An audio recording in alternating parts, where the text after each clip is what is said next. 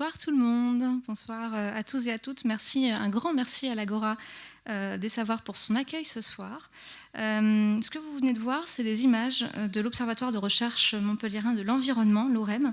C'est un observatoire qui fédère des milliers de scientifiques issus du CNRS, de l'Université de Montpellier, de l'IRD, de l'INRAE aussi.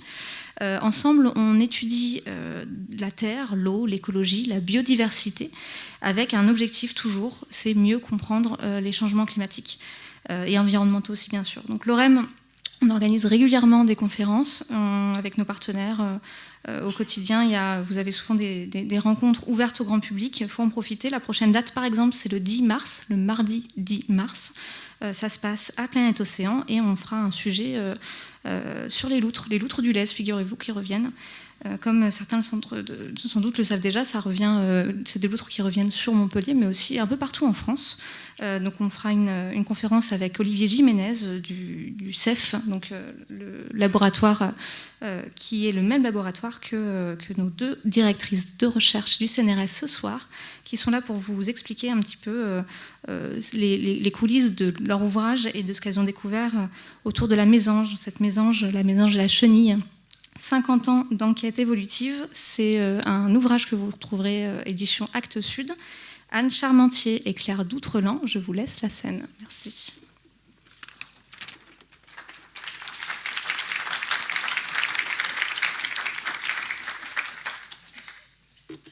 Donc bonsoir à tous, merci d'être aussi nombreux dans la salle. Je salue également les personnes qui sont en ligne. Alors je tiens à remercier tout d'abord la ville de Montpellier qui organise ce cycle de conférences de l'Agora des Savoirs, mais aussi plus précisément les organisateurs de cette soirée, donc les agents de la mairie, de l'Université de Montpellier, de l'OSUL OREM et en particulier Célia Paris. Donc nous allons vous présenter ce soir une aventure scientifique et une aventure humaine que nous avons relatée dans ce livre, La mésange et la chenille, 50 ans d'enquête évolutive. Donc cet ouvrage est paru au printemps dernier. Et il a été écrit à 4 mains par Jacques Blondel, Philippe Perret, Claire Doutrelan et moi-même, Anne Charmentier. Il raconte les recherches qui sont menées dans le cadre d'un programme d'études sur les mésanges qui a débuté à l'hiver 1975, donc il y a un demi-siècle. Et ce programme aujourd'hui occupe toujours beaucoup de monde. À l'heure actuelle, 7 chercheurs permanents et un très grand nombre d'étudiants, d'étudiantes, de postdoctorants, postdoctorantes et de collaborateurs et collaboratrices. Nous avons une très forte pensée ce soir pour Jacques et pour Philippe et pour tous ses collaborateurs. Alors vous êtes ici dans la forêt de Piriot et je vous laisse apprécier l'ambiance sonore.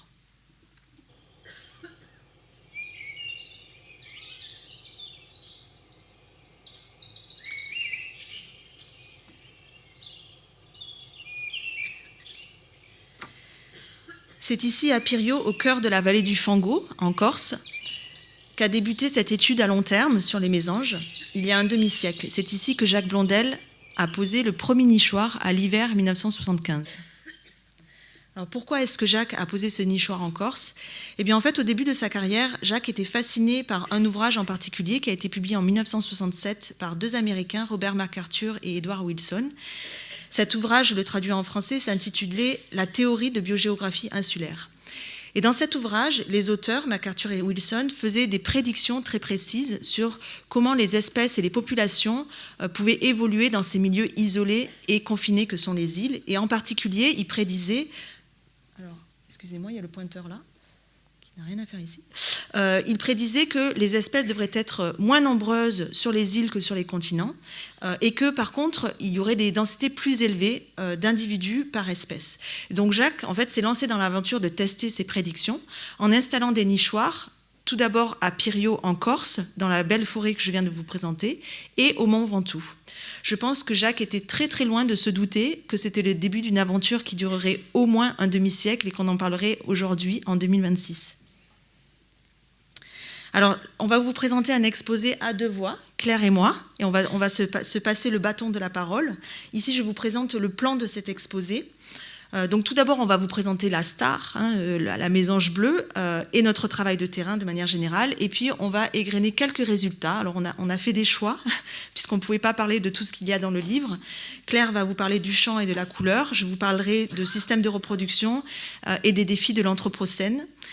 Et puis, on finira par un regard sur comment on essaye d'intégrer de plus en plus dans notre approche scientifique un lien entre science et société, avant l'épilogue. Alors tout cela, on va le faire sous le prisme de l'écologie évolutive. Il nous tenait à cœur ce soir de vous expliquer notre cœur de métier. Et donc Claire et moi sommes toutes deux en biologie de l'évolution et écologie comportementale dans un domaine qu'on appelle l'écologie évolutive. De quoi s'agit-il ? Eh bien, il s'agit en fait de comprendre la variabilité des caractères, donc cette variabilité entre individus et entre populations d'une même espèce. Donc on parle ici de biodiversité intraspécifique, et de comprendre comment cette variabilité émane de réponses génétiques, donc ce qu'on peut appeler de réponses évolutives, ou de réponses plastiques face à un environnement qui évolue sans arrêt. L'environnement n'est jamais stable. Et donc pour ce faire, on va étudier les processus qui sont sous-jacents à ces réponses, notamment l'hérédité des caractères, la sélection naturelle, et vous le verrez, bien d'autres processus qui peuvent expliquer pourquoi la biodiversité est si diverse, justement. Pourquoi chaque mésange bleu, et on parlera aussi un tout petit peu de sa cousine, la mésange charbonnière, est différente de sa voisine. Je laisse la parole à Claire. Du coup, je vais tester ce micro-là, qui a l'air de marcher. Donc moi, je vais vous présenter donc la mésange bleue, la star, comme Diane. Et on a tout un chapitre qui s'appelle la mésange bleue, un modèle à disposition heureuse. Alors, disposition heureuse, pourquoi ? Parce que c'est, hormis le fait qu'elle soit magnifique, bleue, jaune, blanche, et que c'est un plaisir de l'étudier, c'est une espèce qui a l'avantage de nous accepter, nous humains, c'est-à-dire que quand on la capture, elle ne meurt pas de stress. Quand on regarde ses poussins, elle retourne les nourrir.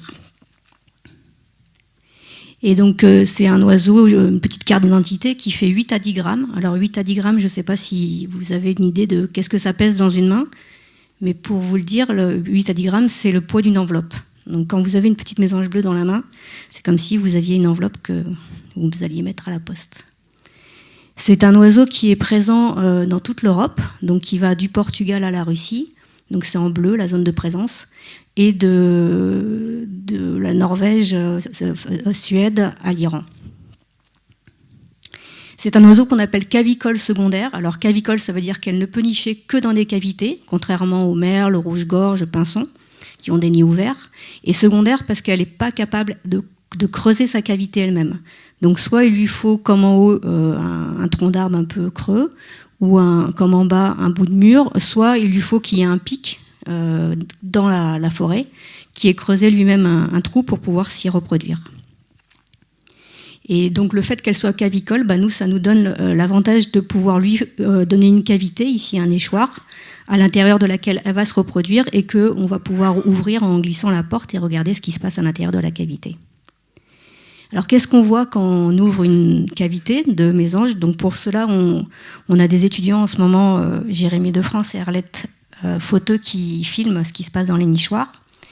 Et on peut voir du coup, les parents qui nourrissent, c'est comme ici à gauche, ou des mésanges qui amènent de la nourriture pour leurs petits, une chenille, des araignées, et donc qui sont les proies principales que les oiseaux apportent aux petits, chez les mésanges, mais aussi la majorité des passereaux. Et puis ici, je vais vous montrer une petite vidéo où vous allez voir un mâle et une femelle qui vont avoir ce qu'on appelle une communication non verbale, où la femelle va d'abord entrer, ou le mâle, je ne sais pas, et va inviter son partenaire à nourrir les poussins qui sont à l'intérieur du nid.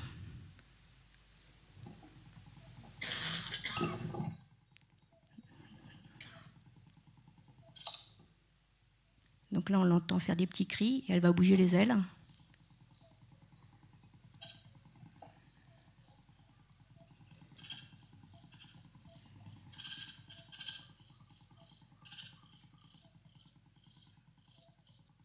Et donc, c'est certainement des jeunes parents qui ont des poussins encore très petits, où ils ont besoin de communiquer et se caler l'un avec l'autre pour nourrir leurs descendants. Ici, c'est quelque chose d'un peu plus surprenant, en tout cas qui nous a surpris quand on l'a filmé la première fois. C'est quelque chose qu'on a d'abord beaucoup entendu. Donc, dans les cavités, comme on voit à gauche, il peut y avoir des serpents qui viennent se nourrir des œufs ou des petits poussins. Mais on a aussi la mésange bleue vous allez entendre, qui va faire un son qui, la majorité d'entre nous, les étudiants et nous-mêmes, quand on entend ce son, on a un réflexe de se reculer, parce qu'on a un peu peur de ce qui se passe à l'intérieur. Et du coup, je vais vous dire après l'hypothèse qu'on avait par rapport à ce son. Donc là, on entend dehors le mâle qui prévient sa femelle qu'il y a un danger.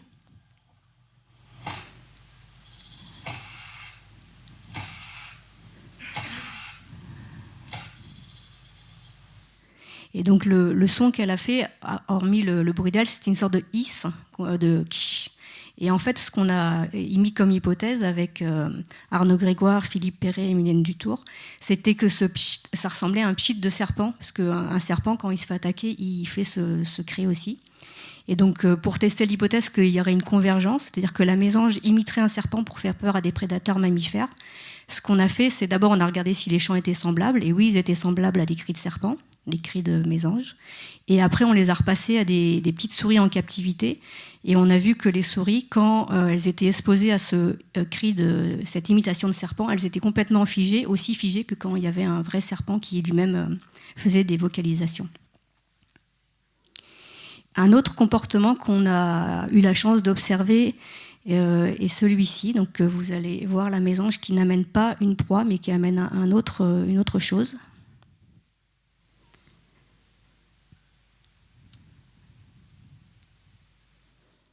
Et le petit poussin qui crie famine parce que c'est pas lui qui a été nourri. Et donc cette autre chose, c'est un peu la même chose qu'on voit sur la photo à droite, c'est des plantes. Donc on s'est dit, mais pourquoi les mésanges, en plus de mettre de la mousse, en plus de mettre des poils et de la bourre pour faire leur nid, elles amènent ces petits morceaux de plantes qu'elles mettent sur le haut du nichoir. Et du coup, on a récolté ces plantes et on a remarqué que c'était toutes des herbes aromatiques. Donc les mésanges ramènent des herbes aromatiques dans leur nid, comme nous on pourrait le faire dans notre maison pour parfumer notre linge. Et encore une fois, on s'est dit, pourquoi elles font ça ? Donc pour savoir pourquoi, on a fait des expériences, on a remis des plantes, enlevé des plantes, et on a pu voir que non seulement la mésange, elle était capable de ramener les plantes quand on les enlevait, en plus, naturellement, elle pouvait ramener jusqu'à 0,31 g de son poids, donc ce qui fait environ, si c'était un humain, comme si c'était c'est comme si on ramenait 1 kg de plantes chaque jour dans notre maison, et que ces plantes aromatiques avaient un effet sur les bactéries du nid, donc sur le microbiote du nid, de la peau, de le microbiote intestinal, et que c'était favorable à la croissance des poussins. Ce qui montre un cas d'automédication. Alors l'automédication, c'est connu chez les animaux, ça arrive chez les grands singes, ça arrive chez les abeilles, et ça arrive chez d'autres espèces d'oiseaux aussi, mais ça arrive donc ici aussi chez la mésange bleue, donc l'automédication étant décrite comme une utilisation de substances produites par d'autres pour se défendre. Et maintenant, je passe la parole à Anne pour notre routine à nous, chercheurs. Oui, alors ce chapitre 3, il relate la routine quotidienne des oiseaux, mais aussi des chercheurs. Alors cette routine, elle tourne beaucoup autour du nichoir, puisqu'on a donc sur 4 sites, vous voyez ici 2 sites principaux sur le continent, donc dans la ville de Montpellier et vers Montarnot, et puis 2 sites principaux en Corse. Et on a plein de sous-sites dans ces 4 zones. En tout, 1000 nichoirs sont disposés sur l'ensemble de ces sites. Et donc ça occupe beaucoup de monde. Tous les ans, on a environ 25 personnes sur le terrain pour s'occuper de suivre la reproduction des oiseaux entre mi-mars et début juillet. Donc notre outil principal de recherche, il peut paraître peu sophistiqué, mais c'est celui-ci. Il s'agit du nichoir. Et une des bases de notre travail de terrain, c'est de consulter chacun des 1000 nichoirs au moins une fois par semaine. Cette observation à l'intérieur des nichoirs nous permet déjà d'obtenir un certain nombre d'informations sur les mésanges. On peut, par exemple, souvent identifier l'espèce, connaître le nombre d'œufs et quand est-ce qu'ils sont pondus, le nombre de poussins éclos et envolés. Et puis, une autre caractéristique très importante, c'est que chaque oiseau a un identifiant unique. Je ne sais pas si vous avez remarqué sur la vidéo qu'a présentée Claire, de la femelle qui rentre dans le nid, elle a une petite bague en métal sur sa patte. Cette bague en métal, elle est posée dès la première capture. Donc ça peut être au stade poussin, quand l'oiseau est né dans un de nos nichoirs, ou lorsque l'oiseau est capturé dans le nichoir en tant que reproducteur. Et sur cette bague en métal, il y a un identifiant, un numéro unique, qui est son identifiant scientifique que l'oiseau gardera toute sa vie. Ainsi, si on recapture le même oiseau l'année suivante, on le connaît, on sait reconnaître son identité. Les oiseaux sont ensuite tous mesurés pour leur morphologie. Vous voyez ici par exemple une mésange bleue avec sa petite bague qui est pesée. Donc la mésange fait 9,4 grammes. On peut aussi mesurer leur taille. On va mesurer ce qu'on appelle les traits d'histoire de vie, c'est-à-dire tout ce qui est relié au calendrier de la reproduction et au choix et au succès de reproduction, comme la date de ponte, je vais pas mal en parler par la suite, le nombre d'œufs et le nombre de poussins. Et puis dans notre équipe, on s'intéresse fortement au comportement et aux capacités cognitives des oiseaux. Alors par exemple, on a dans cette cage ici qu'on appelle cage open field, on a un protocole qui permet de tester un score d'exploration des oiseaux. L'oiseau est placé dans un petit sas pour se reposer, suite à quoi il est libéré dans une partie de la cage ici qui est pour l'oiseau un environnement nouveau. Et il y a une caméra qui est fixée ici qui permet de filmer pendant 4 minutes le comportement de l'oiseau dans cette cage. De ce film, on va tirer un score d'exploration avec des oiseaux qui sont très rapides pour explorer cet environnement nouveau et d'autres oiseaux qui sont beaucoup plus lents. Je vous promets une petite vidéo vers la fin de l'exposé qui vous montre l'intérieur de la cage avec un film. Alors ici, je vais faire une petite pause sur le diaporama et je vais lire un passage du livre qui a été rédigé par Philippe Perret dans un encadré qui s'intitule « De l'art de capturer la mésange ». Au cours du temps, nous avons fait évoluer nos techniques de capture. Au début, nous utilisions un bâton plutôt que de courir avec l'échelle. Cela nous permettait d'obstruer l'entrée du nichoir tout en restant les pieds au sol, un sacré progrès. Je ne vais pas vous énumérer et décrire ici toutes les techniques mises en place pour capturer les adultes, mais l'une d'elles n'était pas banale et elle m'a valu notamment une drôle de situation. Nous utilisions une canne à pêche avec un moulinet qui permettait soit d'obstruer le trou d'envol avec l'embout, soit de déclencher à distance une trappe aménagée dans le nichoir. Se promener au Mont Ventoux dans la forêt avec une canne à pêche est déjà en soi assez incongru, puisqu'il n'y a pas un ruisseau ni une quelconque goutte d'eau sur cette montagne. Un beau matin de mai, j'étais à l'affût depuis un bon moment, caché dans la végétation à une quinzaine de mètres d'un nichoir. Bien camouflé, j'attendais que le mâle, toujours plus difficile à capturer que la femelle, daigne rentrer dans le nid. Au loin, j'entendis soudain un groupe de marcheurs s'avancer dans ma direction. Et c'est à cet instant précis que mon mâle est rentré pour nourrir ses poussins. Un mâle ne reste que quelques secondes dans le nichoir. Aussi, je me suis précipitée pour m'approcher du nid avec la canne, mais une branche mal placée m'a coupé la route. Propulsée tête la première dans un buisson, imaginez la scène. Canne à pêche tordue, à 4 pattes dans le bosquet, à 3 mètres du nichoir, à la recherche de mes lunettes. Le groupe de marcheurs très intrigués me questionne, et je réponds sans réfléchir, « j'attrape un oiseau ». Les visiteurs hilars s'éloignent sans me poser plus de questions. Toujours à 4 pattes à la recherche de mes foutues lunettes, je prends conscience du ridicule de ma situation. Pendant ce temps, bien sûr, le mâle en a profité pour ressortir du nid après avoir nourri ses jeunes. Il faudra revenir le lendemain, et avec une autre technique, car les oiseaux mémorisent très bien les événements qui sont dangereux pour eux.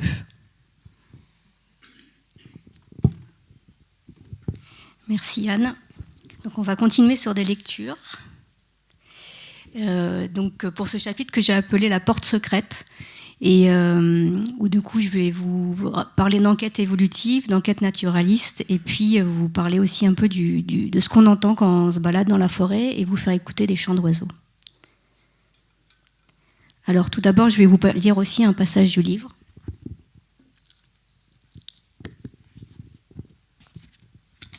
Aux environs de 10 heures, en ce début de printemps, une mésange chante.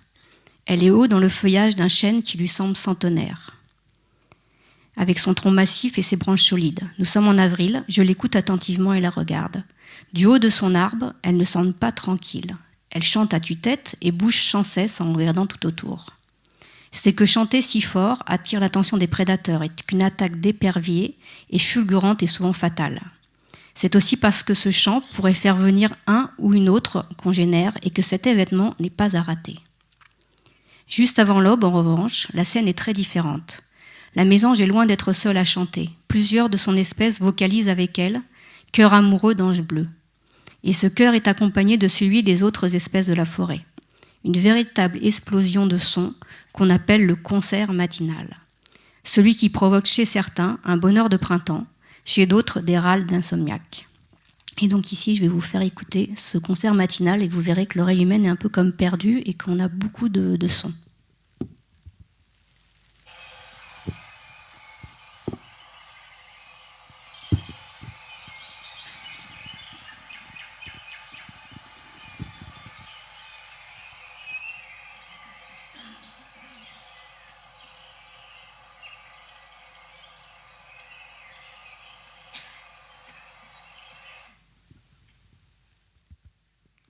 Cette aube de printemps est un moment frappant du jour naissant, profondément vivant, brusque presque à l'oreille.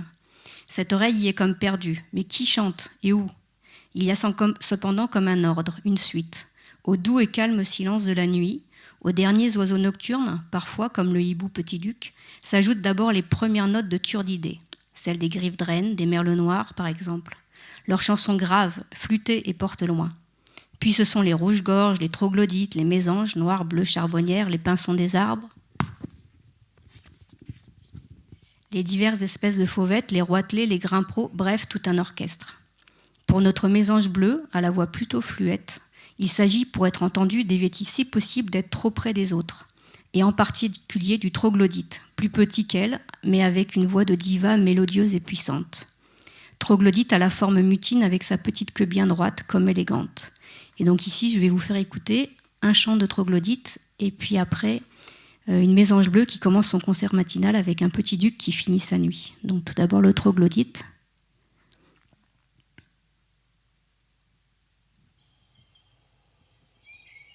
Donc là, c'est une griffe d'renne et le son plus aigu, c'est un troglodyte. Griffe d'renne. Griffe d'renne. Troglodyte.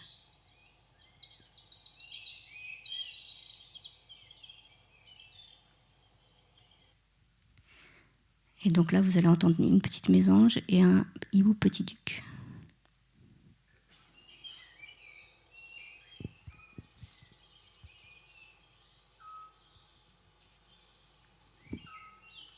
Donc le petit duc, c'est le son flûté qui fait...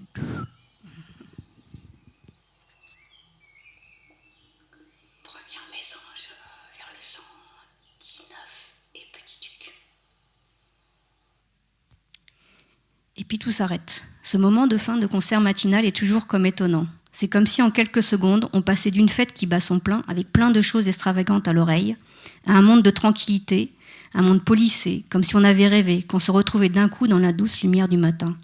Un peu comme Alice basculant un instant au pays des merveilles, avant de revenir dans le monde normal, celui qu'on le connaît, lisse, celui où juste quelques oiseaux calmes et mélodieux vocalisent en douceur. Et donc maintenant, je vais vous raconter pourquoi je suis venue enregistrer les chants de Mésange Bleu en Corse, pourquoi j'ai eu cette chance. Donc c'est tout d'abord parce que on avait repéré dans l'équipe que en Corse, il manquait ce qu'on appelle un chant avec trille. Donc il manquait la trille. Le trille, c'est cette partie de note en fin de chant ici, qui est répétée et qui donne ça à l'oreille. Vous entendez la fin qui est répétée, je repasse 3 fois. Ici, il y a la trille. Et ce chant, en fait, c'est ce que, quand vous entendez ce chant-là autour de vous, à Montpellier, vous vous dites « Ah, il y a une mésange bleue ». Alors en Corse, la trille n'est plus là. Vous voyez qu'il n'y a pas la fin de la note, là, des notes, et puis on entend ça plutôt.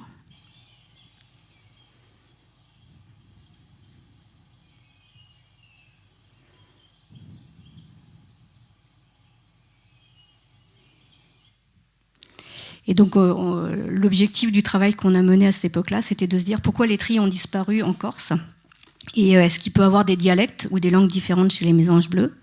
Donc, l'hypothèse, très simplement, c'est pourquoi il peut y avoir des variations de chant, c'est parce qu'il y a une barrière géographique, une montagne ou une mer, et donc les mésanges bleus pourraient avoir une langue corse ou un dialecte corse, tout comme nous, les Anglais et les Français, avons des langues différentes parce qu'on a été séparés géographiquement. Mais donc cette hypothèse est forcément valable, mais ça n'exclut pas d'autres hypothèses, d'autres pressions de sélection. Et ici, on a pensé à la compétition entre la mésange bleue et sa cousine, la mésange charbonnière. Et on a pensé à cette hypothèse parce que les chants sans trille de mésange bleue, ici, ressemble beaucoup au chant de mésanges charbonnières ici. Donc ça, c'est aussi un sonogramme en fréquence temps, alors que vous voyez, la structure des chants avec tri est très différente. Donc on a testé l'hypothèse que est-ce que la compétition entre la mésange bleue et la mésange charbonnière pourrait forcer la mésange bleue à changer, et cette hypothèse le changement irait dans ce sens-là parce que la mésange charbonnière est un peu plus grande que la mésange bleue, elle est généralement dominante dans la compétition. Donc pour tester cette hypothèse, j'ai eu la chance de pouvoir aller enregistrer des chants et faire des points d'écoute, donc pour entendre le nombre d'espèces de mésanges bleues et de mésanges charbonnières dans toute la Corse. Et le résultat était que, effectivement, quand il y avait plus de mésanges charbonnières en Corse, il y avait plus de tri qui apparaissait. Après, on a aussi, pour tester cette hypothèse, fait des repasses. Donc on a pris des chants de mésanges bleues qu'on a enregistrés et qu'on a repassés à des mésanges charbonnières. On a repassé des chants avec tri et des sans chant tri, et on a trouvé que les mésanges charbonnières ne venaient pas réagir aux chants avec tri, mais venaient réagir aux chants sans tri. Et après, pour tester d'une autre façon encore cette hypothèse, c'est qu'on a pris un champ de mésange charbonnière, le début d'un champ de mésange charbonnière ici, on a pris une trille de mésange bleu qu'on a descendu en fréquence, donc on a créé un champ de mésange charbonnière avec trille, et on a repassé ces deux types de chants à la mésange charbonnière, et effectivement, elle réagissait beaucoup à son propre chant, mais pas au chant de mésange bleu de mésange charbonnière auquel on avait acculé une trille. Donc on a conclu que oui, potentiellement la mésange charbonnière forçait la mésange bleue à chanter différemment, et que les espèces se partagent l'espace sonore. Le fait que les espèces se partagent l'espace sonore, c'est quelque chose qui est valable pour nous. Donc on habite dans l'espace sonore de ces oiseaux. Et là, je vais vous passer un chant de mésange bleu qui essaye de chanter tôt le matin, et puis il y a une voiture qui passe. Et cette voiture va créer ce gros trait noir ici, mais que vous allez aussi entendre à l'oreille. Donc là, c'est le matin encore, c'est une petite mésange qui chante. Et puis une voiture qui approche.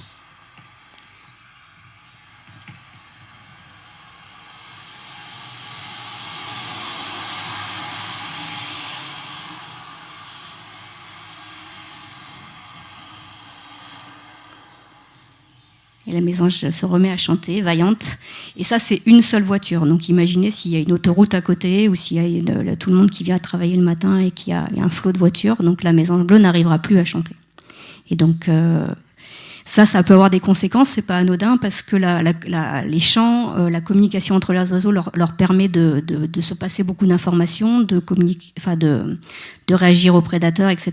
Et là, vous pouvez imaginer une petite famille de mésanges, ici c'est des mésanges charbonnières, qui sont tous en train de quémander pour leurs parents, et puis un épervier passe, et normalement quand il y a un épervier de passe, les mésanges le signalent par un chant très haut en fréquence, qui arrête tout le monde dans la forêt, et là, s'il y a une voiture qui passe, personne n'entendra ce chant haut en fréquence.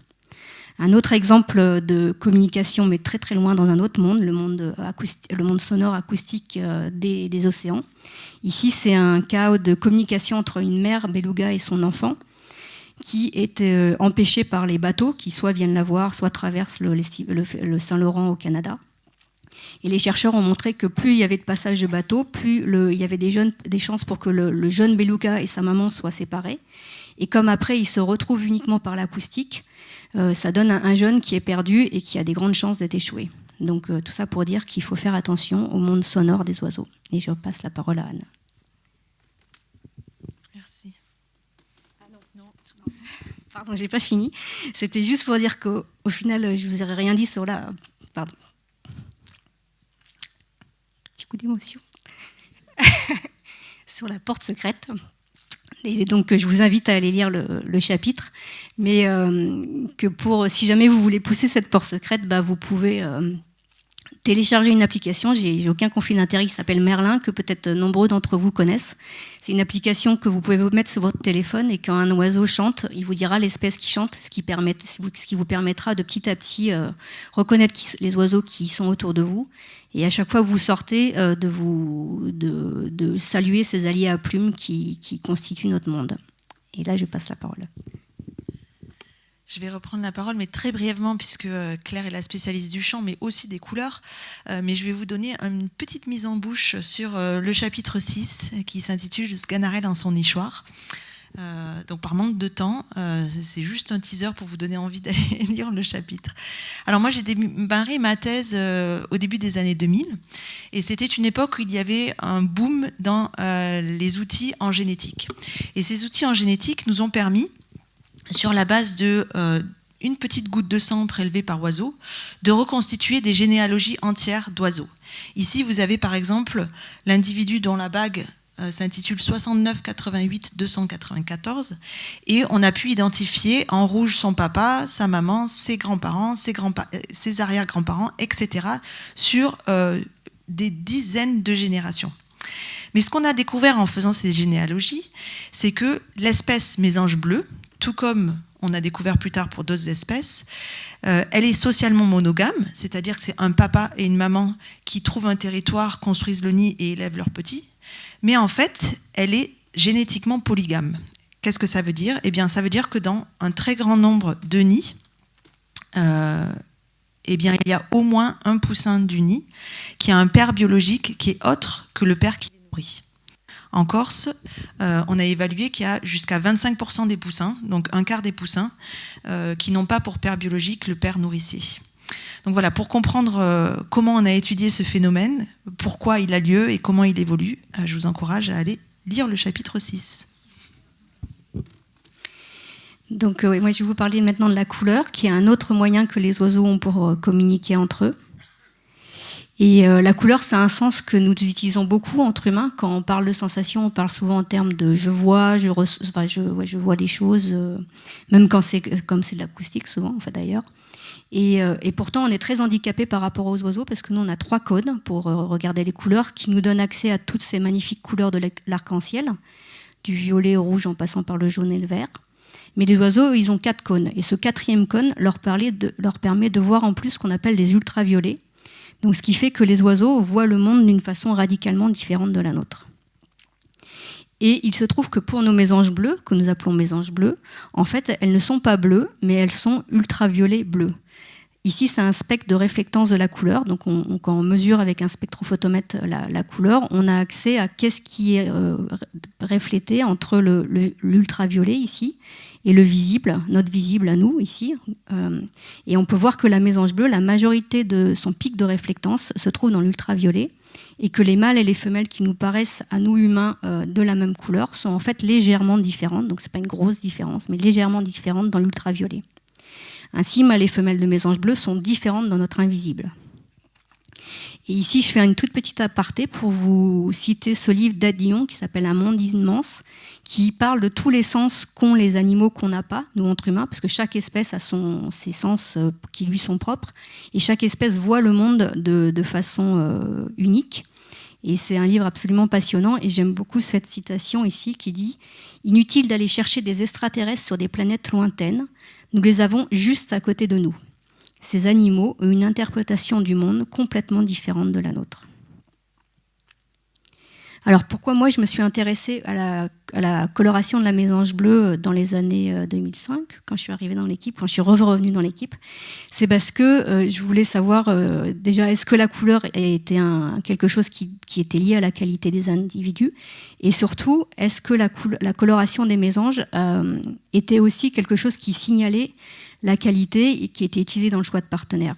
Et ça paraît une question un peu banale, mais dans tous les livres, dans les années 2000, il était marqué que les couleurs avaient une fonction seulement chez les mâles et que les couleurs chez les femelles étaient soit contre-sélectionnées ici, comme la femelle de Pan, soit héritées de leur père. Donc du coup, ce qu'on pensait, c'est que les couleurs étaient majoritairement non fonctionnelles chez les individus, chez les femelles. Or, depuis, en fait, il y a eu beaucoup d'études qui se sont faites chez la mésange bleue, mais aussi chez d'autres espèces, et qui montrent qu'en fait, les colorations femelles sont très fréquentes, et sont surtout très fréquentes dans les tropiques. Alors, ici, c'est la carte du monde, et plus les colorations sont rouges, plus les femelles sont colorées. Et donc, c'est vrai surtout dans les tropiques, mais c'est aussi vrai chez certaines de nos espèces, comme la mésange bleue, ou comme ici le guêpier. Et un petit aparté qui n'est pas sur la couleur, mais qui remet aussi en cause certaines certitudes. On a toujours dit que le chant était l'apanage des mâles chez les oiseaux. Et en fait, ce n'est pas tout à fait vrai. C'est d'ailleurs faux dans la majorité du monde. Encore une fois, En fait, quand on regarde l'ensemble de la Terre et qu'on regarde dans quel nombre d'espèces des femelles chantent plus, on voit que chez 2 tiers des espèces, les femelles chantent, donc 1 tiers des femelles où il n'y a que le mâle qui chante. Et ça, c'est dû au fait que, effectivement, dans nos régions européennes, ce sont les mâles qui chantent le plus, mais encore une fois, dans les tropiques et dans d'autres régions de la Terre, les femelles chantent et c'est plus fréquent. Donc nous, dans l'équipe, ce qu'on a essayé de faire pour comprendre le sens des signaux femelles, c'est qu'on a mesuré la coloration de toutes les femelles reproductrices chaque année, donc on avait plus de 600 individus mesurés chaque année, et qu'on a relié ces colorations à leur succès reproducteur, à leur survie, au choix de partenaires. Et on a pu voir que chez les 2 sexes, en fait, la coloration était le plus souvent liée à la qualité de l'individu et à son succès reproducteur, et que même, il y a une petite tendance à ce que la coloration chez les femelles soit plus liée au succès reproducteur que chez les mâles. Par contre, chez les mâles, la coloration est liée au comportement de paternité hors couple qu'avait trouvé Anne, donc il est aussi sélectionné sexuellement. Donc ce qu'on aime dire des fois entre blagues de biologistes, c'était que tous les oiseaux ne sont pas des ponts. Et donc tous les oiseaux n'ont pas une femelle comme ça qui est plutôt passive devant un mâle. Et ça nous interroge un peu sur le biais qu'on peut avoir en tant que scientifique et dans nos façons de poser des questions, qui peut avoir un biais qui peut être en écho aux biais sociétaux. Et donc ce n'est peut-être pas un hasard si maintenant on s'intéresse aux colorations femelles en biologie évolutive. Une autre chose sur laquelle on a travaillé dans l'équipe, parce que du coup on a les colorations depuis 2005, c'est on s'est demandé si en fait la coloration avait varié au cours du temps dans nos populations, et on a malheureusement vu que les colorations dans nos 3 populations, donc coloration jaune ou bleue, avaient diminué en une quinzaine d'années de 9 à 23%. On s'est demandé pourquoi ces colorations avaient diminué au cours du temps.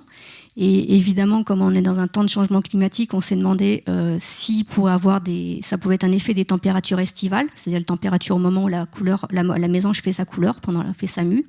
Et on a pu voir qu'on avait des relations pas hyper fortes mais significatives entre la coloration des individus et les températures l'été. Ainsi, les étés plus chauds, les mésanges produisent des colorations plus ternes. De même en ville, les mésanges, Anne va le montrer, ont la chance de pouvoir trouver de quoi manger et se reproduire en ville. Mais ce qu'on voit, c'est qu'elles sont plus pâles. Donc les mésanges, ici c'est les mésanges charbonnières, elles sont 10% plus pâles en ville. Et elles ont des tailles de cravate, c'est la bavette noire, là ici, 5% diminuées. Et cette diminution de la couleur des oiseaux en ville, c'est quelque chose qu'on retrouve chez la majorité des villes européennes, dans la majorité des villes européennes, et chez plusieurs espèces d'oiseaux. Donc c'est vraiment un phénomène massif et réel et vraiment fort. Les résultats que je vous ai montrés sur les effets du changement climatique sont vraiment à voir avec un peu plus de circonspection et à tester sur plus d'années. Et donc, est-ce que c'est grave un changement de coloration ? Oui, c'est très grave pour une espèce d'avoir sa couleur qui diminue, parce que la couleur sert à coder pour l'identité de l'espèce. Toute personne qui s'intéresse aux oiseaux décrira un oiseau par sa couleur et sa forme et son bec. La couleur sert au camouflage, c'est-à-dire là ici vous voyez un engoulevent qui a des couleurs cryptiques qui lui permettent de ne pas être prédaté. La couleur, on l'a vu, est sélectionnée sexuellement, ça veut dire qu'elle est importante pour le choix de partenaires et pour la compétition au sein des espèces. Et la couleur est liée sur la survie. Là, c'est des résultats que Lisa Sandmeyer a eu récemment dans l'équipe, qui montrent que les colorations, que les oiseaux qui sont plus colorés survivent mieux. Et donc du coup, voilà, on a des effets sur la couleur. L'anthropocène a des effets sur la couleur, et Anne va vous montrer tous les autres effets de l'anthropocène sur d'autres variables. Quelques autres effets, en effet. Donc on va rester à l'ère où les forces anthropiques changent le monde et changent la biodiversité. Donc c'est le sujet de notre chapitre 10 qui s'intitule « Les défis de l'anthropocène ». Ça fait plus de 2 décennies dans l'équipe qu'on travaille sur comprendre comment les oiseaux s'adaptent au changement climatique à travers la mésange. Et depuis 2012, on a également un projet en ville où on utilise la mésange également comme espèce modèle pour comprendre comment les oiseaux s'adaptent à l'urbanisation. Je vais vous parler de ces 2 sujets maintenant, c'est la dernière partie des résultats. Alors d'abord, je voulais vous montrer un petit peu comment on peut étudier l'adaptation des oiseaux face à un environnement qui change très rapidement et ce qu'on observe en tant que scientifique. Alors quand l'environnement change très vite, eh bien on le sait souvent ça mène au déclin, voire à la disparition d'une espèce. Mais lorsque ce n'est pas le cas, lorsqu'il n'y a pas déclin et disparition des espèces, eh bien c'est qu'il y a derrière une adaptation. L'adaptation, elle peut prendre 3 formes principalement. Dans un premier cas, on peut avoir une dispersion, un mouvement vers un autre environnement qui est plus favorable. Et par exemple, dans le cas du changement climatique, on observe beaucoup de changements de distribution d'espèces qui vont, dans nos contrées européennes, se distribuer plus au nord. Alors dans l'équipe, on n'étudie pas beaucoup ça, mais on étudie beaucoup les 2 changements suivants. C'est-à-dire que les espèces peuvent aussi s'adapter en restant là où elles sont, mais en ajustant leurs caractéristiques, ce qu'on appelle le phénotype. Et je vais vous parler ici beaucoup des dates de reproduction. Donc on peut observer des changements de phénologie, c'est-à-dire les événements calendaires dans la vie de l'oiseau. Et notre rôle en tant que biologiste de l'évolution, c'est de comprendre comment ces changements ont lieu, et en particulier, est-ce qu'ils sont le fait d'une plasticité phénotypique, c'est-à-dire que chaque individu sait ajuster sa caractéristique pour s'ajuster à son environnement, ou est-ce qu'il y a un changement non pas à l'échelle de l'individu, mais à l'échelle de la population. Et là, c'est souvent des changements génétiques qui permettent aux populations de s'adapter. Alors le défi de la mésange bleue, là je vais dans un premier temps parler du changement climatique, eh bien il est dû au coût énergétique très élevé de leur reproduction. Je vous représente ici le cycle de vie de la mésange, aussi pour profiter des magnifiques photos des poussins à l'éclosion, qui sont trop mimi, ou affreux pour certains. Et donc dans ce cycle de reproduction, il y a une étape en particulier qui est cruciale, c'est celle de l'élevage des poussins. Et pourquoi c'est crucial ? Eh bien parce qu'en fait, les poussins grandissent très vite. Ici, vous avez des photos de poussins à 1 jour. Alors, à 1 jour, un poussin de mésange fait 1 gramme. Dès le lendemain, il a déjà pris l'équivalent de son poids en 1 journée. Il fait 2 grammes. Donc, qu'est-ce qui se cache derrière cette croissance très, très rapide ? Eh bien, il se cache des parents très, très actifs. On a évalué que pour élever un poussin, il faut 1800 chenilles. Donc, vous imaginez, dans une nichée, avec 6, 8, voire 14 poussins, la quantité de nourriture d'arthropodes et préférentiellement de chenilles, puisque c'est la nourriture vraiment la plus riche pour les poussins, à trouver dans l'habitat. Alors, le défi, il se résume ainsi dans ce graphe. Le défi, c'est d'avoir la période de disponibilité des chenilles, qui est très courte, qui est souvent de 10 à 15 jours, qui coïncide avec le besoin des poussins, n'est-ce pas ? Et pour avoir ça, eh bien, il faut que la femelle, elle décide quasiment 1 mois plus tôt quand est-ce qu'elle doit pondre. Pourquoi 1 mois ? Parce qu'elle va d'abord pondre un œuf par jour. Donc imaginons 8 œufs, 8 jours. Ensuite, elle va incuber, elle va couver ses œufs pendant 14 jours. Et puis, c'est lorsque les poussins ont 9 à 10 jours qu'il faut que les chenilles soient présentes dans l'environnement. Jusqu'ici, tout va bien. La plupart du temps, les mésanges arrivent à bien faire coïncider leur reproduction avec l'abondance de nourriture. Mais ce jusqu'ici, tout va bien était vrai avant le changement climatique. Avec le réchauffement de nos printemps, on voit de plus en plus de printemps très chauds, avec une arrivée des chenilles très précoce. Et si les femelles de mésanges n'arrivent pas à réajuster 1 mois à l'avance leur reproduction, eh bien leurs poussins vont être en besoin de nourriture quand les chenilles ne seront plus présentes. Voilà ce défi des oiseaux insectivores de nos contrées. Alors on a étudié ce processus en regardant notamment quand est-ce que les mésanges décident de pondre. Vous avez ici la date de ponte et vous voyez que dans les années 80, donc on a ici un demi-siècle de données, dans les années 80, elles pondaient aux alentours de mi-mai. On est ici à Pirio, dans cette belle forêt que je vous ai présentée au départ. Mais de nos jours, eh bien, les mésanges pondent 2 semaines plus tôt. C'est une avancée vraiment très drastique. Et des travaux ont montré que cette avancée, elle est directement en lien avec le réchauffement. Ici, chaque petit point représente une mésange et sa date de ponte, et la couleur représente la température ressentie. Donc vous voyez qu'on est ici dans des températures ressenties de plus en plus rouges, donc de plus en plus élevées. On a presque 2 degrés d'augmentation ressentis par les femelles au moment de l'élevage de leurs poussins. Des travaux très très récents qui ne sont pas encore publiés par Adel et Ehrlichman ont montré qu'en fait, cette avancée de la date de reproduction, elle permet de maintenir un succès de reproduction à peu près stable. Alors vous voyez ici que le nombre de poussins envolés en moyenne par an, il fluctue, bien entendu. On a des bonnes, on a des mauvaises années. Mais dans l'ensemble, on n'a pas de déclin drastique. Et nos modèles ont montré que si les mésanges n'avaient pas avancé leur date de ponte, il y aurait eu un déclin drastique de au moins 2 poussins en moins par nichée élevée. On s'est aussi intéressé à la question de comprendre quels sont les processus sous-jacents qui expliquent cette avancée. Donc, est-ce qu'elles arrivent à avancer leur date de ponte du fait d'une évolution génétique ou de plasticité, ce dont je vous ai parlé tout à l'heure? L'ensemble des résultats montre que les mésanges sont très fortement plastiques. Donc, c'est chaque oiseau qui arrive à prédire la chaleur printanière et qui ajuste sa date de reproduction. Et donc, ce qu'on fait maintenant, c'est ce que j'ai appris le et après, eh bien, c'est qu'on est en train de monter des modèles prédictifs pour essayer de prédire l'avenir. Alors, je vais changer d'ambiance, je vais changer de décor pour cette deuxième partie des défis de l'Anthropocène. Vous reconnaissez notre belle ville de Montpellier. On change aussi de décor sonore. Alors, Claire a déjà fait la démonstration, donc je vais avancer et revenir pour arriver à parler. Et on change aussi de star. Ici, en ville, on n'étudie plus la mésange bleue, on étudie surtout la mésange charbonnière, qui est un peu plus abondante. Vous avez ici le poussin qui vient d'être bagué et qui se nomme V021, V021. Il n'a pas l'air très très heureux d'avoir cette nouvelle bague au pied, mais il va être directement remis avec ses frères et sœurs dans le nid 30 secondes après la photo. Alors, dans cet environnement urbain, je reprends un peu le schéma que je vous ai présenté précédemment. On s'intéresse, comme dans le cadre du changement climatique, à comprendre si les oiseaux apportent des réponses évolutives ou des réponses plastiques à ce nouvel environnement qui est le milieu urbain. Et on s'est rendu compte, depuis le début de notre étude, il y a une quinzaine d'années, que la ville est un très bon endroit pour étudier l'adaptation des oiseaux, puisque la ville, c'est un milieu qui est fragmenté, qui est très hétérogène et qui a tout un tas de stress environnementaux. La ville, c'est de la pollution atmosphérique, c'est de la pollution lumineuse, de la pollution sonore, c'est aussi l'îlot de chaleur urbain, le fait qu'il fait plus chaud en ville. Et donc tous ces paramètres et la fragmentation vont affecter ces processus que l'on étudie en tant que biologie de l'évolution, comme les mutations, l'hérédité ou la sélection naturelle. Donc je vais vous montrer juste quelques exemples de résultats qu'on a eus. Alors d'abord, on a comparé les mésanges charbonnières des villes et des forêts. La première question, c'était: est-ce que c'est les mêmes? Est-ce que ce sont différentes? Vous l'aurez compris, comme souvent dans nos résultats, il y a de la biodiversité, de la diversité à l'échelle de l'espèce. Les mésanges des villes sont différentes des mésanges des forêts sur tous les caractères qu'on peut mesurer.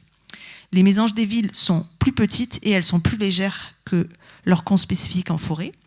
Elles pondent plus tôt en ville, 4 jours en moyenne, et certaines années c'est même bien plus tôt que ça. Elles ont aussi 2 œufs en moins dans leur nichée, donc elles pondent des plus petites nichées, et elles ont moins de poussins. En termes de comportement, les mésanges des villes sont plus agressives. Elles ont un score d'exploration plus élevé, ça veut dire que dans l'environnement nouveau, et je vous ai promis une vidéo, vous allez la voir tout à l'heure, elles explorent cet environnement nouveau plus rapidement, et elles ont un rythme respiratoire accéléré.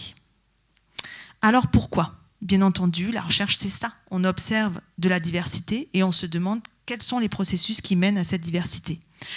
On a un nouveau projet ANR qui s'appelle Acacia, dans lequel on a plusieurs volets d'exploration sur ce pourquoi ces mésanges en ville sont si différentes. Ici, sur la photo, vous avez notre étudiant en thèse, Jérémy de France, qui s'intéresse à explorer les ressources alimentaires. Donc, Jérémy est parti du constat que je vous ai exprimé précédemment, qu'en forêt, il y a plus de poussins qui s'envolent d'un nid comparé en ville. Donc en ville, il y a moins de poussins à l'envol. Et Jérémy teste l'hypothèse que ceci est dû au fait que la nourriture en ville est moins abondante ou moins riche. Alors il a tout un corpus de protocoles expérimentaux et en particulier, il a installé des caméras qui nous donnent accès à des vidéos et des photos assez spectaculaires. Ici, vous avez un mâle de mésange charbonnière qui apporte à ses poussins au nichoir 74 de Font-de-Colombe, au sud de Montpellier, une magnifique chenille bien juteuse. Alors, je n'ai pas le temps de vous montrer tous les résultats de Jérémy, mais un des résultats, ça a été que finalement, de manière assez surprenante, la ville est très riche en chenilles. Ce à quoi on ne s'attendait pas, mais il y a quand même une bonne cohorte d'insectes en ville pour nourrir les poussins, ce qui explique que les mésanges sont présentes d'ailleurs.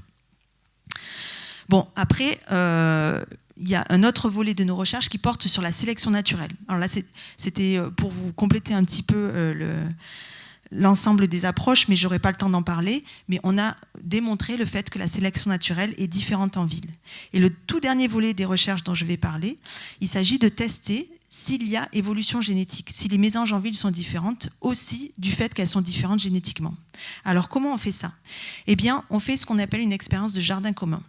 Le principe d'une expérience de jardin commun, c'est qu'on va récolter des œufs en milieu urbain et en milieu forestier, et on va les élever exactement dans les mêmes conditions, avec de la nourriture en abondance et dans les conditions idéales. Si jamais à l'arrivée, on a des individus qui sont différents, eh bien, ça démontre que ces différents sont certainement d'origine génétique. Je vais vous montrer 1 ou 2 résultats. Alors, ces œufs, on les a récoltés donc, dans un gradient urbain de Montpellier. Ils ont été incubés par des parents adoptifs au zoo et ils ont été ensuite élevés à la main par une grande équipe de volontaires et surtout par les agents du zoo. Donc ici, grand merci au zoo du Lunaret pour nous avoir permis de faire cette expérience de jardin commun en 2022 et en 2024. Ici, Marc, il nourrit à la main ces oiseaux. Donc c'était du nourrissage de 7h du matin à 21h pendant 3 mois. Du lourd boulot. Et ensuite, eh bien, une fois que les oiseaux se sont envolés et sont indépendants, ils restent en volière jusqu'à ce qu'ils soient relâchés à la fin de l'expérience. Et durant cette phase où ils sont en volière, eh bien, on a mesuré, donc c'est la phase qu'on appelle de phénotypage, c'est-à-dire qu'on va mesurer toutes ces caractéristiques qui ont été mesurées sur les oiseaux sauvages, la morphologie, le comportement. Alors, je vous montre 2 résultats qui ont été analysés par Megan Thompson pendant sa thèse. Donc, vous vous souvenez que je vous ai expliqué déjà, ici en marron, ce sont les oiseaux sauvages, et on sait sur les oiseaux sauvages que les oiseaux urbains sont plus légers. Que se passe-t-il lorsqu'on élève des œufs prélevés en milieu urbain et forestier ? Ben déjà, la grande surprise, c'est qu'ils sont tous beaucoup plus légers. Pourquoi ? Ben parce que quand on les élève à la main et qu'ils ne peuvent se déplacer que dans des cages et ensuite en volière, ils ne vont pas développer toute leur masse musculaire comme des oiseaux sauvages qui volent en milieu naturel. Donc, ils sont plus légers. Mais on voit aussi une différence qui se maintient avec ces oiseaux d'origine urbaine qui restent plus légers. Donc ici, on a une indication d'une probable origine génétique à cette différence de poids. Le deuxième résultat, et enfin vous l'avez, la petite vidéo de l'Open Field. Donc ici, c'est la vidéo qui nous sert à obtenir le score d'exploration avec ici une maison charbonnière qui vient tout juste de sortir du sas et qui explore vraiment assez rapidement son environnement. Elle n'est pas passive. Donc ce qu'on voit lorsqu'on fait ce test-là du nouvel environnement, c'est que les oiseaux urbains, donc ça je vous l'ai dit tout à l'heure, ont des scores d'exploration plus rapides. Que se passe-t-il lorsqu'on les élève à la main ? Eh bien cette différence disparaît complètement. Donc on voit que pour les comportements, eh bien c'est probablement plutôt l'environnement, donc une réponse plastique et non pas génétique, qui va déterminer à quel point ils sont rapides ou non pour explorer leur environnement. Alors c'était un petit aperçu des différents angles qu'on peut adopter pour étudier l'adaptation des oiseaux au milieu urbain. Mais dans ce projet financé par l'ANR qui s'appelle Acacia, eh bien, on a de ces approches de biologie évolutive, mais on a aussi un volet qui n'est pas du tout en écologie évolutive, et c'est un volet en sciences de l'éducation. C'est le premier exemple que je vais vous donner pour cette dernière partie qui concerne un regard sur comment on intègre la société dans notre approche scientifique. Alors ce volet de l'ANR Acacia, il est porté et coordonné par Aurélie Zhuang, qui est chercheuse en sciences de l'éducation, et il coordonne des chercheurs qui viennent de plusieurs laboratoires, mais surtout du LIRDEF, le laboratoire d'Aurélie Zhuang, et tout un tas d'institutions reliées aux académies de Paris et aux académies de Montpellier. Dans le cadre de ce projet, il y a des nichoirs espions, des nichoirs connectés qui ont été placés dans des écoles à Paris. Ici, c'est la carte de Paris avec les écoles concernées, et à Montpellier. Et donc, dans toutes ces écoles, on a eu donc on en est à la 3e année scolaire, avec une dizaine d'écoles parisiennes et une dizaine d'écoles montpelliéraines qui ont participé au projet. Et le projet consiste essentiellement à permettre aux enfants d'avoir une observation naturaliste du cycle de vie de la mésange. Les enfants, à travers le nichoir qui se trouve dans leur école, peuvent observer chaque étape de la reproduction des oiseaux. Ici, vous avez une vidéo qui nous a été envoyée par une école montpelliéraine l'année dernière, en mai 2025. Et donc, les écologues dans ce projet ont un petit rôle puisqu'on peut apporter aux institutrices et aux enfants des connaissances en écologie et sur l'adaptation des oiseaux.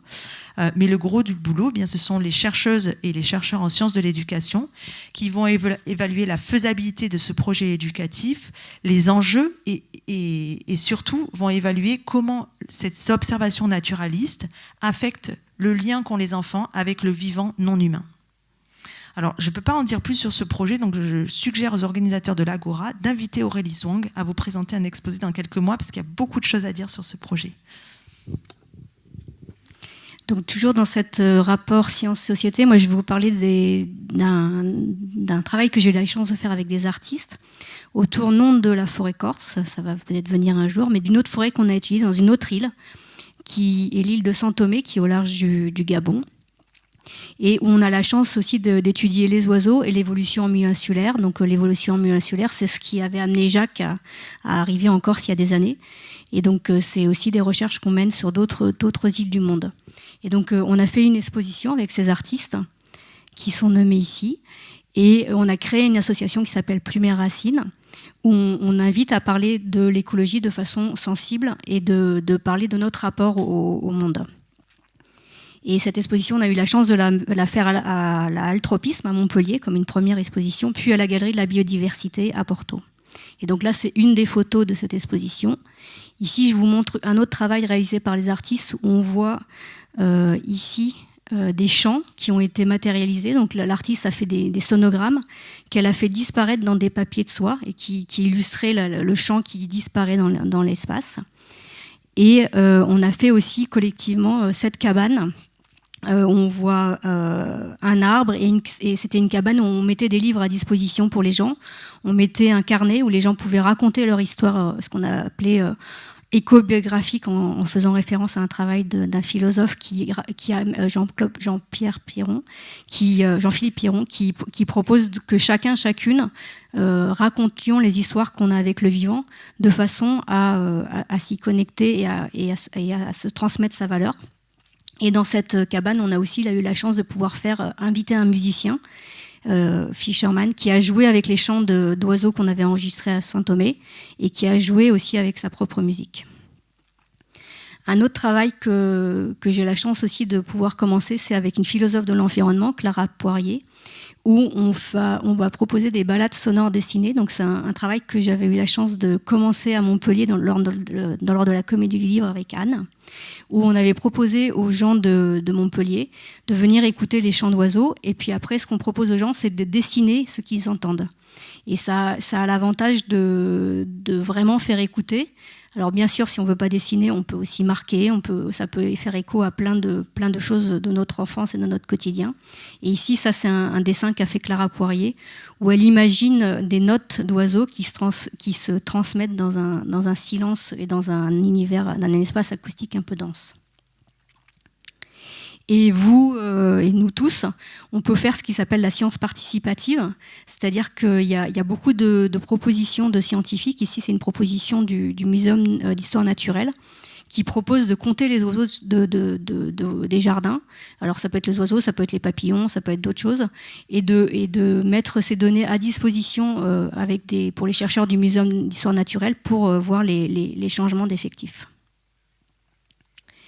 Et donc voilà, on arrive à l'épilogue. Donc on a aussi un petit chapitre qui s'appelle l'épilogue. Et ici, il va me servir pour faire les mots-clés, enfin les choses qu'on a voulu partager avec vous.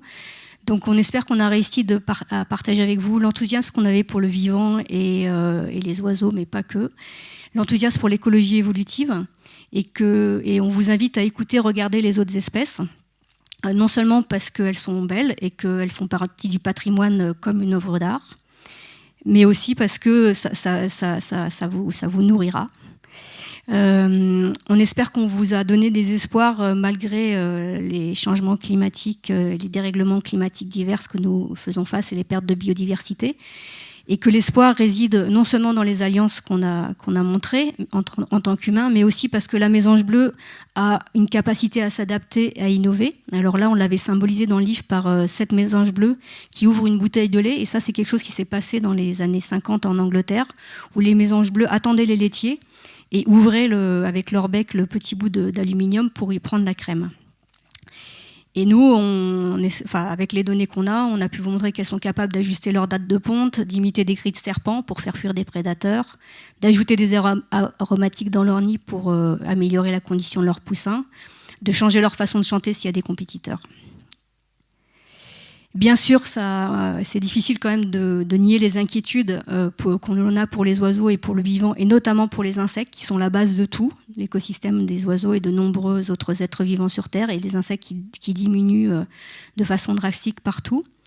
Et c'était impossible de terminer aussi sans montrer ces chiffres que vous connaissez peut-être, où on voit l'abondance des oiseaux au cours du temps, entre 1980... Je prends mes lunettes... 1989 et 2003. Et on voit ici que dans les milieux de bâtis et les milieux des villes, dans cette période, donc c'est plus de 40 ans, il y a eu moins 44%. Donc les oiseaux ont diminué dans le milieu agricole de 44%.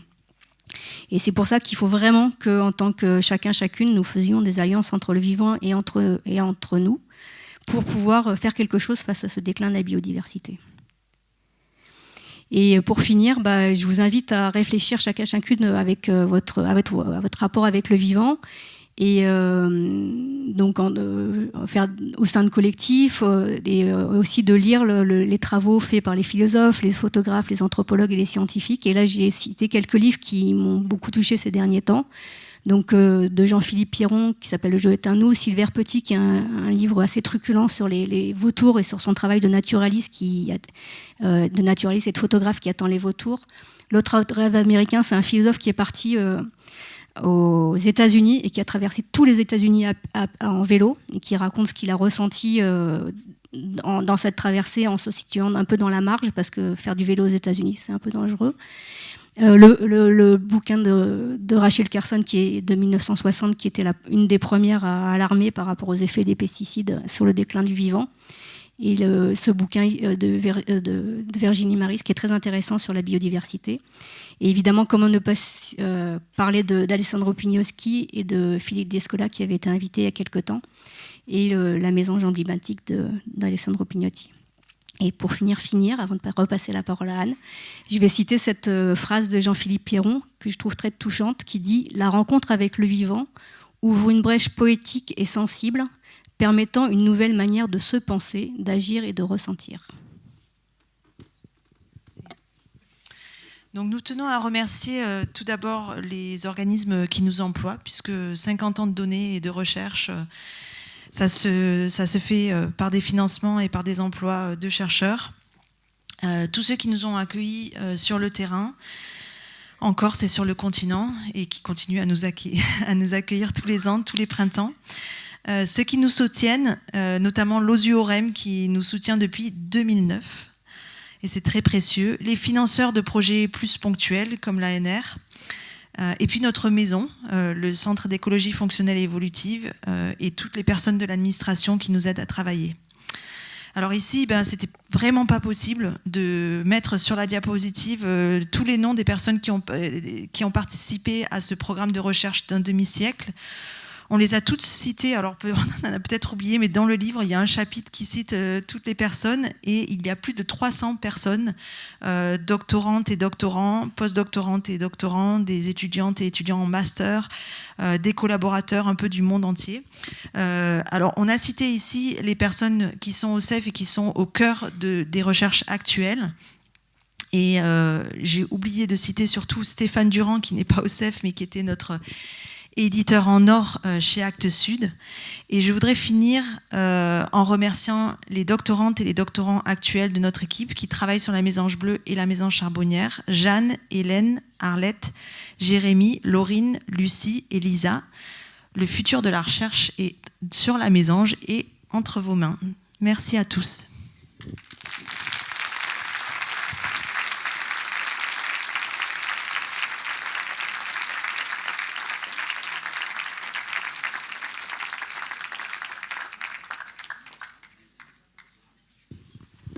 Bonsoir et merci pour cet exposé qui était passionnant. Alors moi, je travaille dans le domaine de la construction, essayer de faire des démarches environnementales pour, en particulier, valoriser la biodiversité. Donc on travaille avec des écologues, par rapport avec un diagnostic écologique pour démarrer le projet. Et ce que je voudrais savoir, c'est si justement pour cette mésange ou d'autres oiseaux, vous auriez des conseils à nous donner pour favoriser à la fois la propagation des oiseaux, des insectes, etc. Oui, alors j'ai un premier conseil dans la construction, c'est de rentrer en lien avec une association qui s'appelle Cohab, pour cohabitation homme-nature. On a créé un partenariat avec cette association. Les deux fondatrices de cette association Cohab, C-O-H-A-B, sont Lucie et Maëlle, qui connaissent très très bien la biodiversité urbaine et non urbaine, et elles ont créé tout un tas de solutions pour la nature en ville. Cohab, c'est pour cohabitation entre l'homme et la nature. Elles ont des solutions comme les écuroducs, par exemple, que vous avez peut-être vu dans la région, mais elles ont aussi des solutions qui s'intègrent dans le bâti. Et on a travaillé avec elles pour essayer de créer ce qu'on a appelé très modestement le nichoir du futur. C'est-à-dire un nichoir où les mésanges puissent se reproduire sans être grillés lors des événements extrêmes climatiques. On a eu par exemple en juin 2019, vous vous en souvenez peut-être, des températures extrêmes qui dépassaient de 6 degrés ou 5,7 degrés les maximums jamais enregistrés à Montpellier. Et ce jour-là, eh bien, tous les poussins dans nos nichoirs sont morts. Parce qu'ils étaient enfermés dans des nichoirs qui ne permettaient pas une assez bonne ventilation. Donc Lucie et Maëlle et Coab sont en train de travailler pour créer des nichoirs qui soient plus thermorésistants et aussi des nichoirs qui sont intégrés au bâti, des nichoirs à chiroptères, à chauves-souris et à oiseaux qui peuvent être directement intégrés lors du bâti. Donc, voilà mon conseil. Alors par rapport à la végétation, l'équation elle est très simple. Des arbres partout, c'est super pour la biodiversité, c'est super pour l'environnement thermique, bien entendu. Et puis les arbres sont porteurs de toute la cohorte d'insectes qui peut après soutenir les échelles supérieures du vivant. Donc nous sur les mésanges, et c'est pour ça que le livre s'appelle La mésange et la chenille, c'est que la mésange aurait beaucoup de mal à survivre sans la chenille, et la chenille n'est présente que là où il y a des arbres. Donc voilà, je pense qu'il y a encore des efforts à faire, même si Montpellier est une ville où il y a beaucoup d'espaces verts. Je me désole parfois de voir des avenues entières où le tram a été installé, où les arbres ne sont pas encore prévus. Alors j'espère qu'ils seront plantés plus tard, mais j'ai bien peur que l'été prochain, il va faire très chaud dans ces avenues.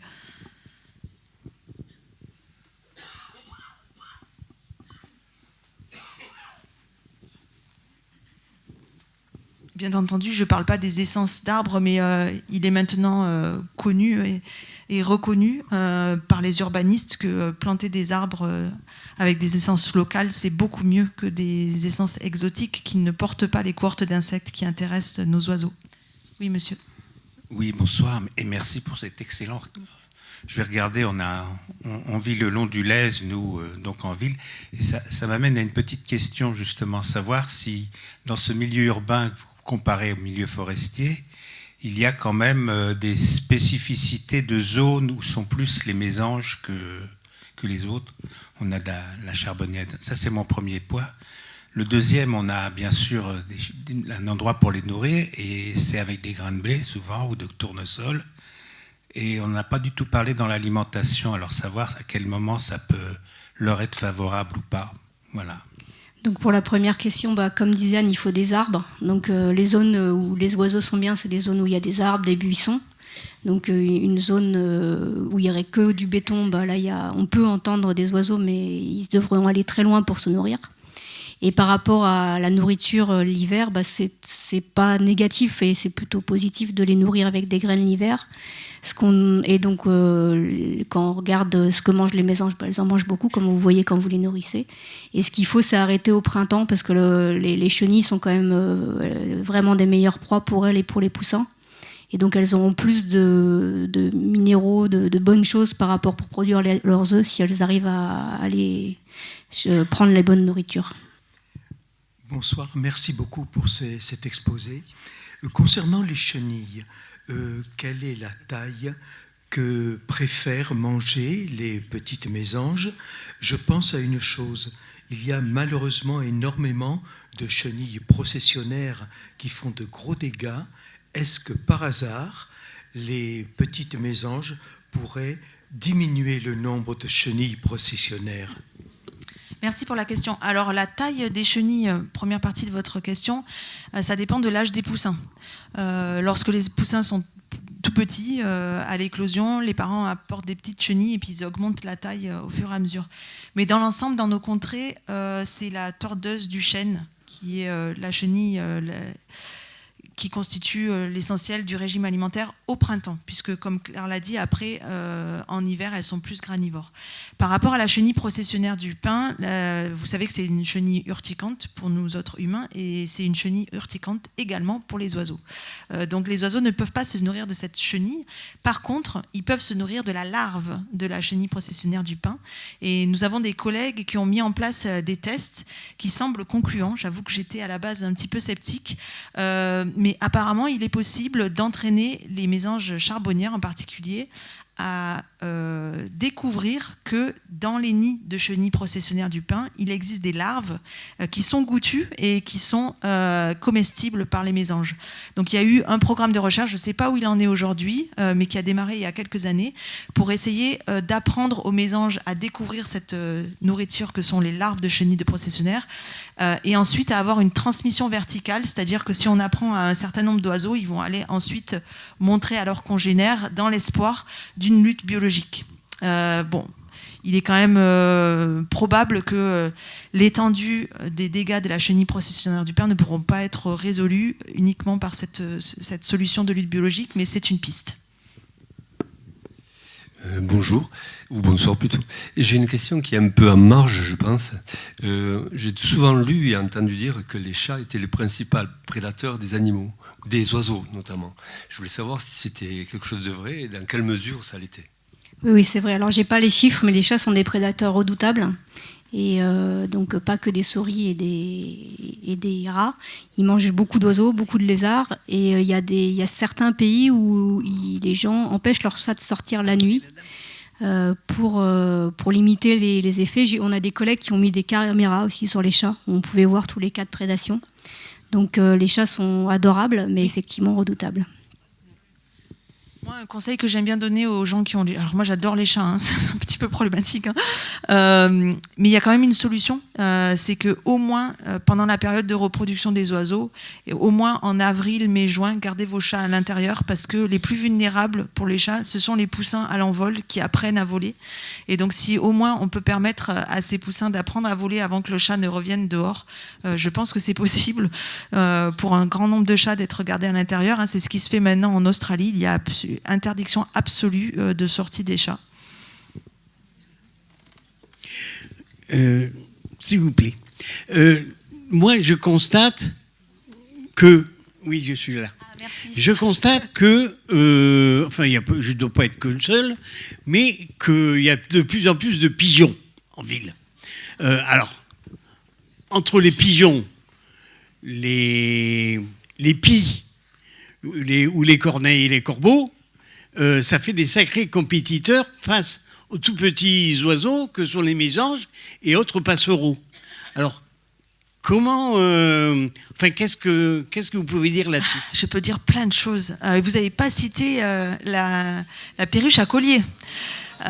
Donc, en ville, on a 3 types d'espèces. On a les anthropophiles. Et le pigeon bisé, la perruche à collier en font partie. On a les espèces anthropophobes qu'on ne va jamais trouver en ville. Vous verrez jamais un tétralyre se balader dans Montpellier. C'est pas que on n'est pas dans le bon climat aussi.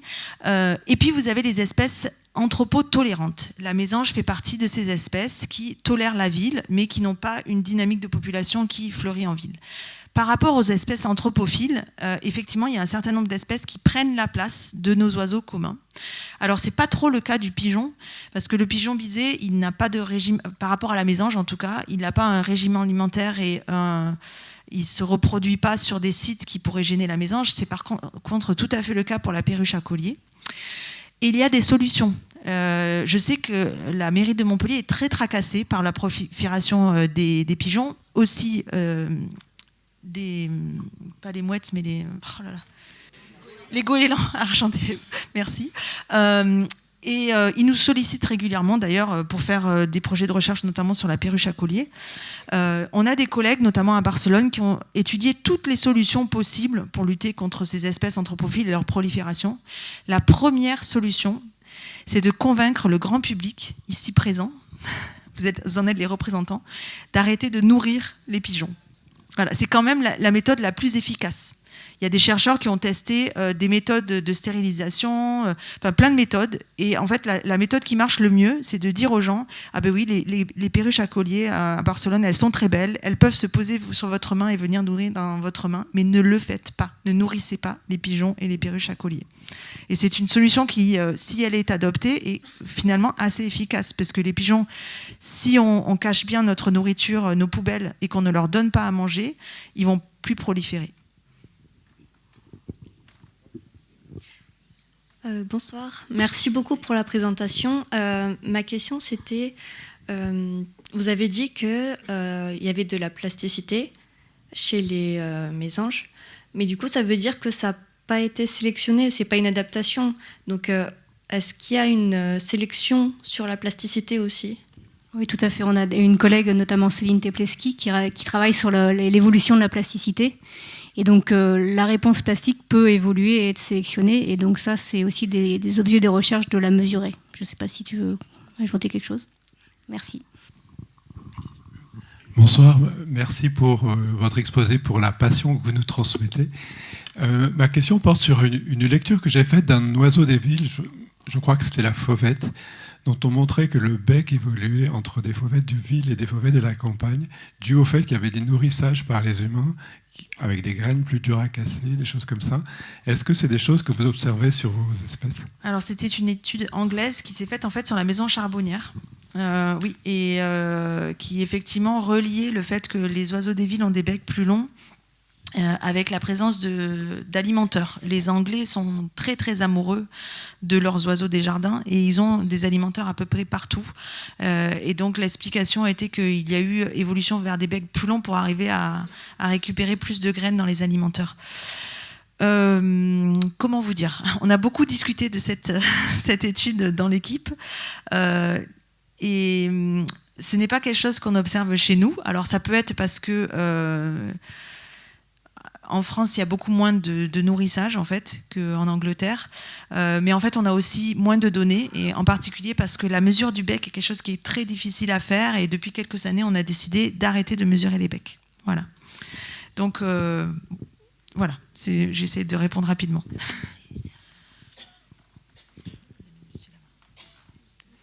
Oui. Bonsoir et merci pour votre présentation. Ça fait très bizarre d'entendre ma voix comme ça. Oui, je voulais revenir à la plasticité phénotypique. Donc, vous avez montré par cette expérience en jardin commun que l'essentiel des traits que vous avez mesurés différenciaient par cette plasticité. Donc déjà, je me demandais si c'était aussi le cas, par exemple, de traits comme la couleur, qui a été mentionné plus tôt dans l'exposé. Et je me demandais également si on connaissait précisément les mécanismes qui sont derrière cette plasticité. Comment est-ce qu'on explique la plasticité, qu'elle soit transmissible, par exemple, comme vous avez, qu'elle puisse être sélectionnée et peut-être transmissible, comme vous avez expliqué précédemment. Merci. Merci. Alors, je ne peux pas passer la parole à Lisa, qui est au fond de la salle, mais elle a étudié justement la coloration de ces mésanges charbonnières issues du jardin commun. Et donc la coloration jaune et la coloration noire. Et donc on a pu voir qu'une partie était génétique, notamment le noir, et une partie était très, plus ou moins avec des effets plastiques, le jaune en fait. Et pour l'autre partie de la réponse, je laisse la parole à Anne. Tu veux juste expliquer pourquoi, d'où vient l'ajustement des couleurs jaunes peut-être, pour comprendre comment c'est plastique ? Du coup, le jaune, pourquoi les mésanges deviennent moins jaunes ? Donc, ce qu'on pense comme raison, c'est que déjà, elles peuvent avoir moins de chenilles. Mais bon, là, les résultats de Jérémy sont un peu contradictoires par rapport à la proportion de chenilles en ville. Mais surtout, les chenilles peuvent elles-mêmes avoir moins de caroténoïdes. Et les arbres produire moins de caroténoïdes. Donc ça, c'est une des raisons pour la possible diminution en ville. L'autre possibilité, c'est que les oiseaux muent l'été, et comme on l'a vu avec les mésanges bleus aussi, les températures sont plus élevées en ville, donc il peut y avoir plus de coûts dus à la thermorégulation, qui fait qu'elles ont moins d'énergie à mettre dans leur plumage. Oui, du coup, la Claire, elle vient d'expliquer comment la couleur est plastique par rapport à l'environnement urbain, par exemple, ou par rapport au changement climatique. En fait, c'est un peu le même processus qu'on va faire pour tous les caractères, c'est-à-dire que si on voit que le comportement change en fonction de l'environnement, par exemple, après il faut comprendre le pourquoi, quels sont les les facteurs qui vont entraîner ces réponses-là. Donc la réponse serait très longue si je devais écréner toutes les caractéristiques. Et surtout en ville, parfois on ne sait pas pourquoi, parce qu'en fait, lorsqu'on voit des réponses qu'on sait être plastiques en réponse au milieu urbain, eh bien, la ville est presque trop complexe et différente par rapport à un milieu naturel. Comme je l'ai dit dans l'exposé, ça peut être du fait de la pollution lumineuse ou sonore. Donc par exemple, pour la date de ponte, on se doute que les oiseaux pondent plus tôt en ville parce qu'il fait plus chaud, mais aussi peut-être parce qu'il y a la pollution lumineuse qui va affecter leur chronobiologie. Et donc tout ça, ce sont des recherches en cours pour essayer de comprendre les mécanismes derrière, mais souvent la réponse elle n'est pas immédiate, ça prend on va dire une dizaine d'années de plus, et c'est pour ça qu'il faut financer nos recherches.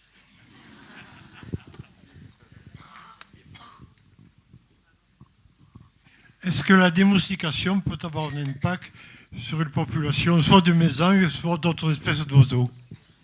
Bien sûr, la démoustication a des impacts sur... oui, alors vous parlez... Alors, les pesticides sont une des raisons principales du déclin des oiseaux en France. Après, les moustiques ne sont pas mangés par les mésanges. Donc, si on parle des pesticides qui ciblent les moustiques, ça ne va pas avoir d'impact sur les mésanges, puisque les mésanges ne mangent pas de moustiques, mais ça va avoir un impact sur un tas d'autres espèces, et en particulier les chiroptères, en particulier les chauves-souris, en fait, qui...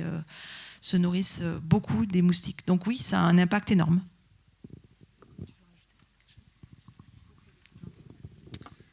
Bonsoir et merci beaucoup pour votre présentation. Est-ce que vous êtes intéressé au milieu agricole? Et si oui, sur quelles questions de recherche? Donc oui, là il y a aussi Flora qui pourrait répondre, qui est dans le fond de la salle. Donc là, on a Flora qui commence sa thèse pour voir les effets du milieu agricole sur le chant des oiseaux.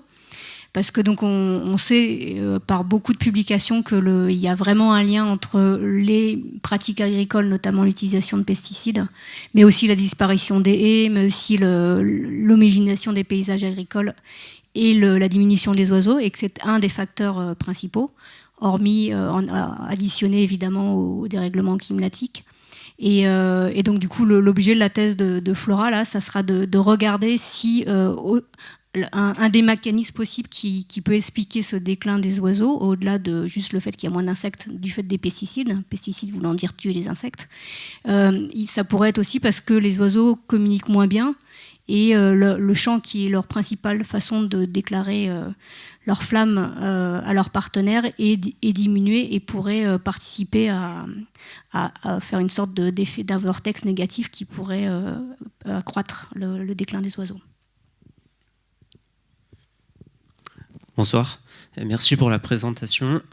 Je me demandais si on savait évaluer combien de poussins un individu peut faire au cours de sa vie, s'il y avait une différence entre les villes et les forêts, et si ça a un impact sur la propagation, la diffusion des adaptations.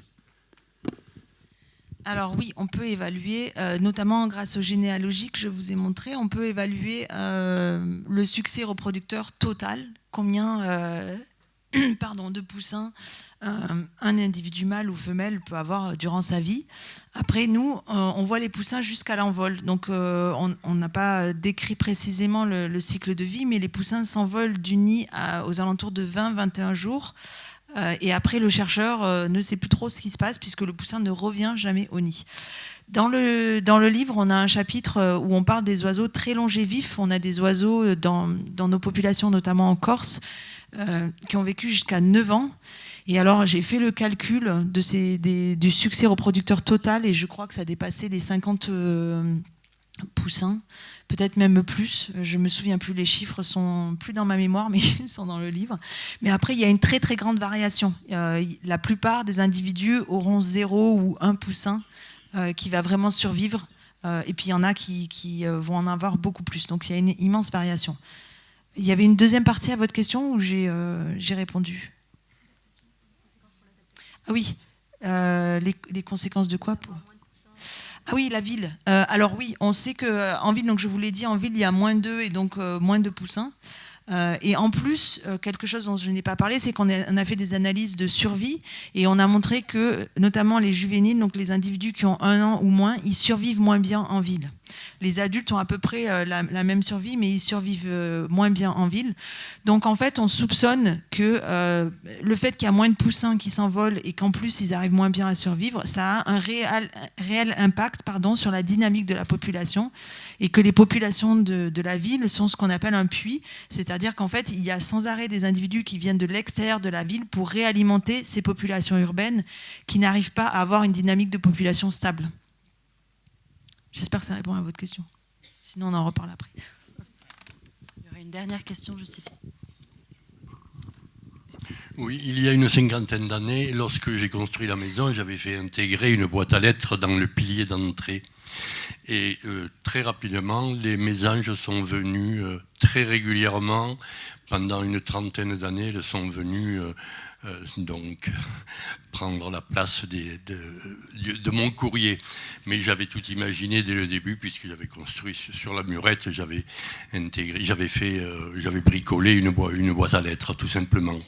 Alors, et puis nous sommes partis une année, pendant 15 jours, et quand nous sommes revenus, j'ai trouvé dans la boîte à lettres, il y avait des poussins qui venaient d'éclore, qui étaient morts, et la maman ou le papa, qui était encore là, mais très très faible, parce que l'entrée sur le pilier avait été bouchée par une poignée de prospectus. Voilà. Donc, depuis cette date, vous avez parlé tout à l'heure de la mémoire des mésanges, et je voulais vous poser, c'est là-dessus que je voulais vous poser la question. Les mésanges ne sont plus jamais revenus nichés dans ma boîte à lettres. Alors, je voulais savoir quelle était la relation, puisque vous avez parlé de la mémoire des mésanges tout à l'heure.